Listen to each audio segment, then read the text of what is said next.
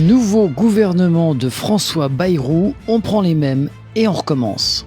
Beaucoup d'entre eux ont des problèmes avec la justice, on fait le point dans cette vidéo.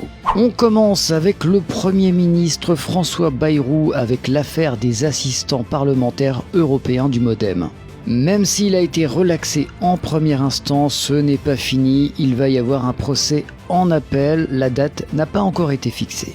Manuel Valls, ministre d'État en charge des Outre-mer, a écopé de 280 000 € d'amende pour ses dépenses de campagne en Espagne. Rachida Dati, qui a conservé son poste de ministre de la Culture, a une affaire aux fesses, l'affaire Ghosn, mise en examen pour corruption et recel dans le cadre de ses activités de conseil pour Carlos Ghosn, ancien PDG de Renault-Nissan. Aurore Berger est accusée d'avoir menti sous serment lors d'une commission d'enquête parlementaire sur les crèches privées. Gérald Darmanin a été accusé d'agression sexuelle par 2 femmes, mais la justice a classé sans suite la première affaire et pour la deuxième, elle a prononcé un non-lieu en 2022.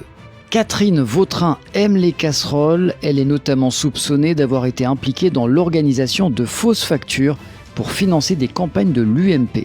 Agnès Pannier-Runacher, accusée d'avoir dissimulé des liens financiers avec une entreprise pétrolière dans sa déclaration à la HAPTV et de ne pas avoir déclaré un héritage familial important.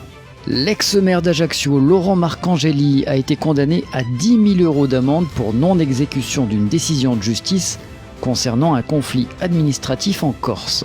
Quand il n'y en a plus, il y en a encore. Véronique Louwagie a été condamnée pour le licenciement abusif de sa femme de ménage.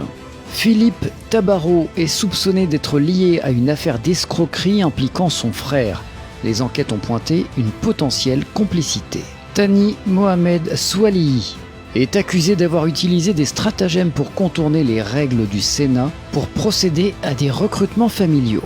Et enfin, Patricia Miralles, accusée d'avoir indûment utilisé des fonds de l'Assemblée nationale pour des dépenses personnelles. Si tu as d'autres affaires à me soumettre, viens écrire tout ça en commentaire. Et si tu as regardé la vidéo jusqu'au bout, n'hésite pas à écrire en commentaire « Gouvernement de délinquants ».